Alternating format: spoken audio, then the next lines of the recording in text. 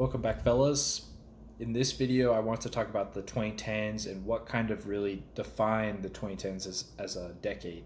When you look back to the 60s, the 70s, and the 80s, there are some images that come to mind. There's kind of aesthetic and there's iconic moments.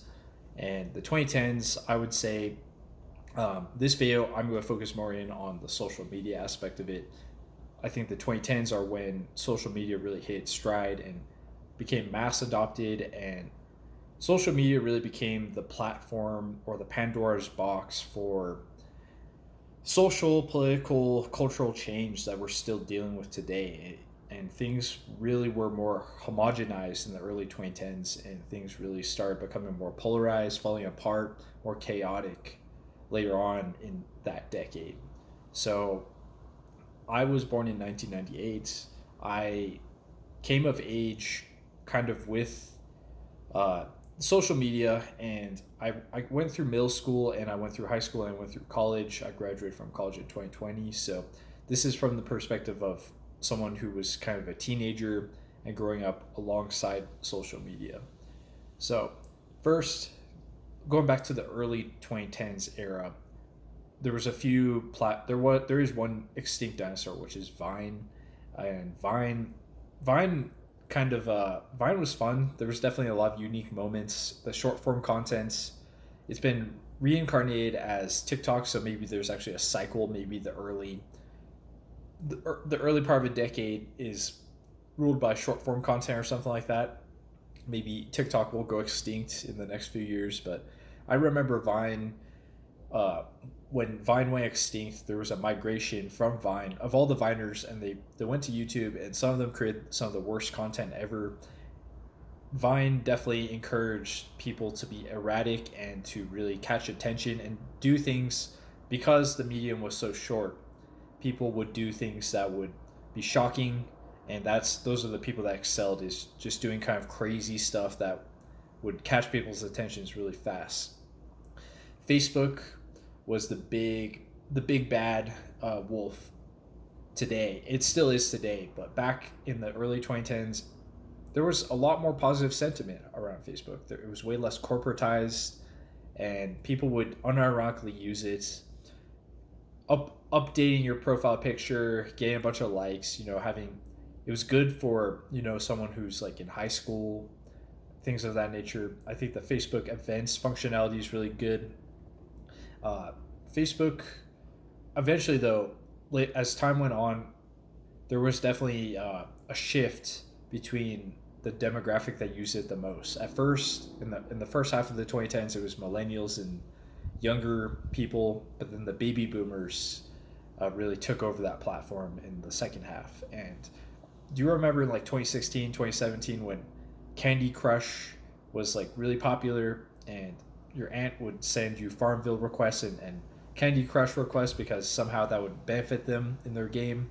I think a lot of the baby boomers learned how to use social media on Facebook, and it's still, now it's kind of associated with not being cool and with being bad and being immoral. But back in the early 2010s, everyone kind of used it. Everyone was just kind of figuring out social media. That was my first platform besides YouTube that I started using. So I think everyone kind of was just like figuring it out back then. Instagram. So Instagram, I kind of adopted it maybe a little bit later, like in 2016, 2017, but a lot of people were using it earlier. When people think about like the narcissistic side of social media, they think of, it's usually Instagram. I think millennials are also really associated with Instagram, taking a picture of your food.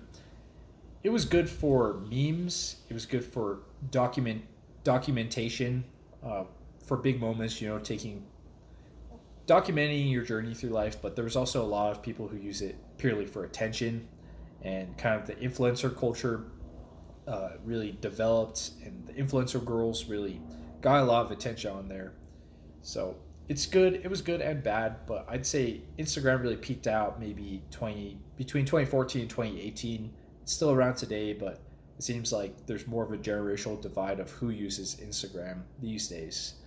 And now Instagram's really competing against TikTok. Snapchat. So Snapchat I started using Snapchat when I was in high school, and I used it in like until about halfway through college. And Snapchat was there were some good aspects to it.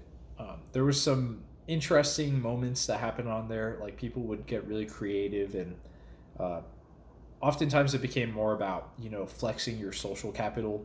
Like people would like take videos of other people and be like, "Oh, I'm having so much fun," that type of thing. But it was also a useful thing for messaging people back and forth. It was kind of fun. The streak functionality, you could maintain a streak if you snap each other every day, and it was kind of fun to have that connection with people. It add like a layer of kind of social game to things where people would post on their Snapchat stories, or they would Snapchat people, and there's like kind of more mechanics that you could utilize and use. So I'm not sure if Snapchat is really utilized today. Maybe Gen Z uses it more. Um, Next would be Reddit. Reddit, I discovered Reddit maybe in 2013, 2014, somewhere in that range, and it was so different back then. Uh, it was just full of cool pictures. It was cool that they had all these different subreddits. There was some that were really funny, and some were useful. There's some for like so many different uses. Like r slash shower thoughts was good. There were some funny ones like r slash Slav squats, r slash Doge lore, r slash funny. There's a lot of good content on there, and there probably still is today. There was also good things such as r slash nofap, which popularized being against uh, porn and masturbation from a secular viewpoint. So that was good. But today it has become way more of a hive mind. It's very polarized in general. It's full of more liberal leftist content, and that it's really I had to stop using it because it was just angering me too much. People on there are angry in general, and it's kind of more associated with the millennials at this point. The Gen Z uses TikTok more, but the millennials really, and a lot of millennial culture emerged from Reddit. Next would be 4chan, where I never really used 4chan, but 4chan definitely affected our culture quite a bit. A lot of the memes that we use today, even today, they originate from 4chan. There's kind of like a mythos during 2016, 2017. Everyone thought 4chan was all powerful. Um, it's not really worth spending too much time on there unless you want to be shocked.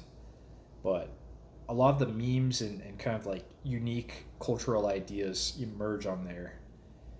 YouTube was probably the biggest thing that affected our culture and the 2010s in general. I started using YouTube as a kid, even 2007 or 2008, something like that.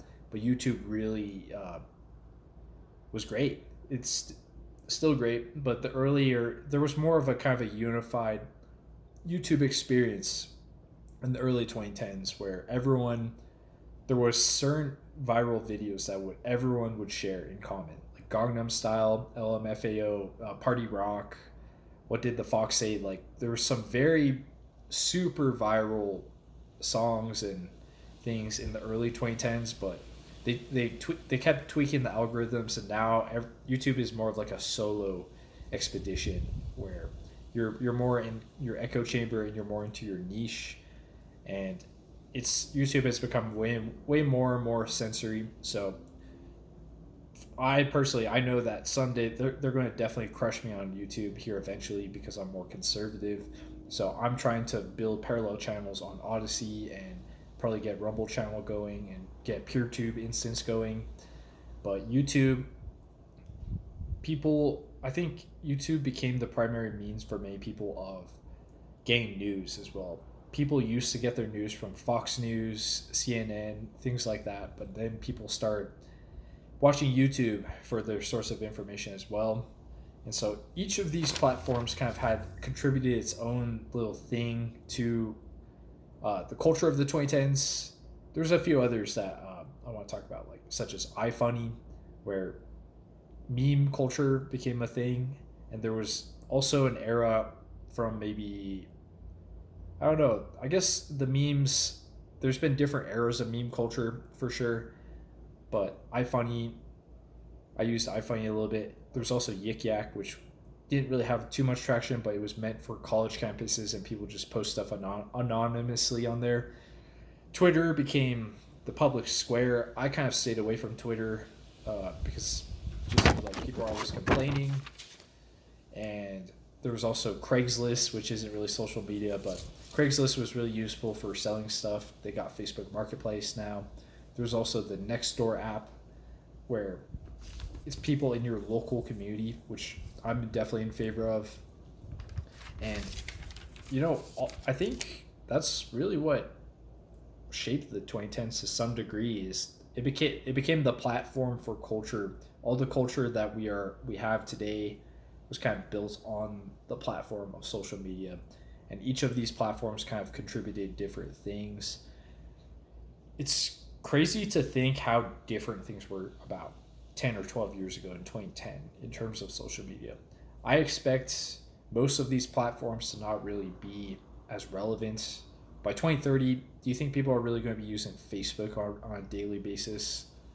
Probably not, but it's possible. Maybe some people will be using Instagram, but there is kind of these generational divides in terms of the different platforms. I think there's going to be a new wave of social media platforms that really takes off. So if you guys like this, then subscribe, hit that like button, and I'll be doing another video on the politics and social side of things in the next one. And then I'll probably do a third video about culture and going into the more specific things of culture and kind of the more intellectual progression of things, because people were a lot more similar in 2010, and by 2020 people were diverging. Like, people had really become polarized one way or the other. So hope you guys like this, and leave a comment if you agree or disagree or have any more comments, and see you in the next one.